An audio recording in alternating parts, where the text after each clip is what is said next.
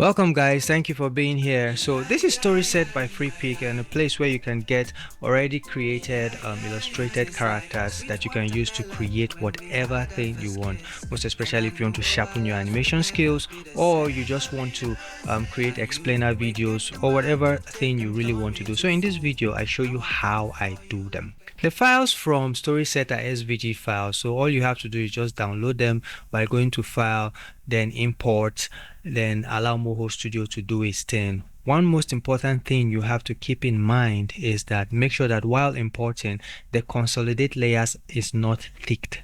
If it's ticked, make sure you click that off, and just as you could see it on your screen, make sure this is the way it is, and you click OK and allow Moho Studio to import the file for you. If not, most of the files, if not, it will consolidate the layers and make them one layer, and you can't really animate with that layer. You want all the layers to be separate in Moho Studio so that you can go in and animate each layer for what it is. Just be patient and allow Moho Studio to import the file, and once your file is imported, you can see it right here as I zoom in, and your file is ready to be used. The next thing for you to do is go in, and you could see all the layers that are available. Rename them, rearrange them according to the hierarchy that you want them to be, the head, the torso. Then you create a bone layer and start adding your bones as we have always taught on this channel. You can go ahead and slow the video down and see exactly what I am doing right here.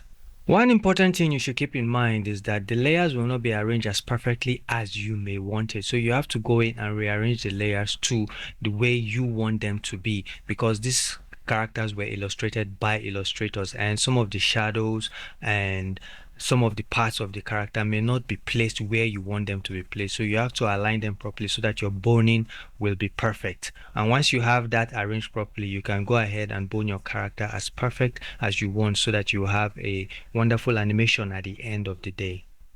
For example, the upper arm and the lower arm were not separated as such, so I was using both layer binding and point binding to make sure that it is well bonded to the character. So that is one thing you should also keep in mind while you are creating such a rig. Also, remember to add target bones to your rig before you start your animation, so that you have your character well grounded, so that while you are creating your animation on your timeline, your character is not floating in any way.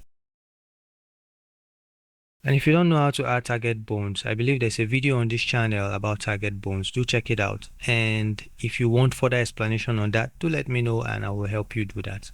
Always make sure your target bones are well separated. Like the mistake we have here, we use our reparent bones to separate them by clicking outside, and you could see right now they are well separated. And also keep in mind that every part of your character should be well bonded to every part of the bone, so that you don't have issues like this. And when you are creating your animation, always go through your layers and make sure that every part is well bonded, so that while creating your animations you don't have to go back and bond again and having issues here and there. So let's get to the animation proper. So we start off our animation by adding our first keyframe. The idea is to make the character jump in appraisal, and the second keyframe we're adding is to adjust the character in the right pose. And we have to add an in between, because before the character could squish and jump at the same time, the character needs to anticipate that pose, and that is the anticipation you see we've added at that point right there. And the next thing for us to do is to push the character upward right now, because the character has already squished itself and the character is jumping high up in the sky. And we don't worry about the parts of the character that are being open, like the arm that you could see right there. We'll adjust that after we have gotten our main animation. That is when we'll do our cleanup and make sure that all the parts of the character is functioning perfectly well. Like the dress, we'll adjust it to cover the legs, the arm, we'll adjust it to cover the armpit area, and so on and so forth. So you could see the animation is quite fluid right now, and we have our anticipation, we have our in-betweens, and our character is moving perfectly well, as we could see. So I move that keyframe a bit closer so that the jump could have a little bit of punch and look more realistic as we create this animation. We have a lot of repeat keyframes because I had to copy the first frame to paste as the last frame, and also the middle frame to hold before the last frame, so that we'll have a consistent animation in case we want to use this as a loop. So now this is the final part where we do our cleanup for the animation. So we'll go into the torso, that is the dress.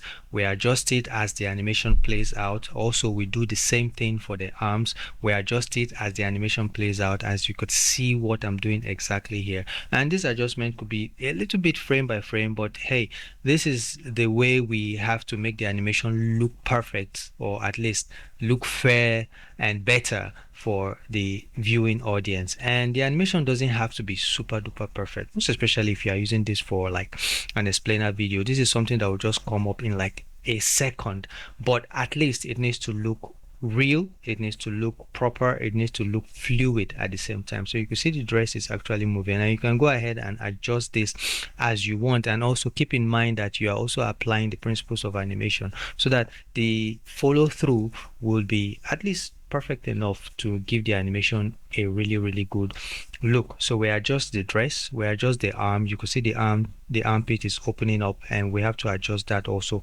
according to the flow of the animation. And we'll do that for the second arm, right, that you can see it right there as if there's a cutout, and any other part that is not properly adjusted, we adjust that according to the animation. I hope you guys will go ahead and create a story set and let me see what you guys are working on. I'll be doing more of this animation so that we can practice together and get more understanding of Moho Studio. With that being said, if you really want to learn Moho Studio and understand how to use the software, do make sure you check the link in the description. It is very important. Follow the link in the description and get the full course on how to use Moho Studio and to create whatever thing you want to create. Also, you might notice that I'm applying step interpolation to each key frame while I'm adjusting for the hand or maybe the dress.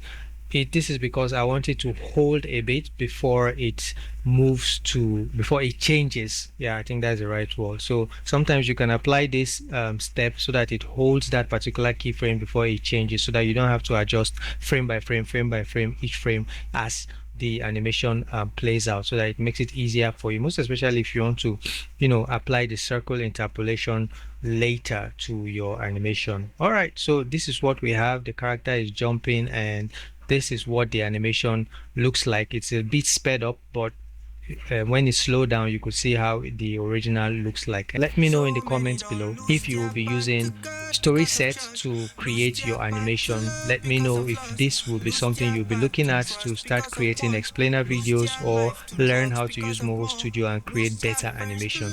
I will see you in the next video. Thank you for watching. Big apologies for the dog barking in the background and my daughter crying. I'm really sorry about that, but I hope this video is helpful. Make sure you subscribe, and thank you once again for watching.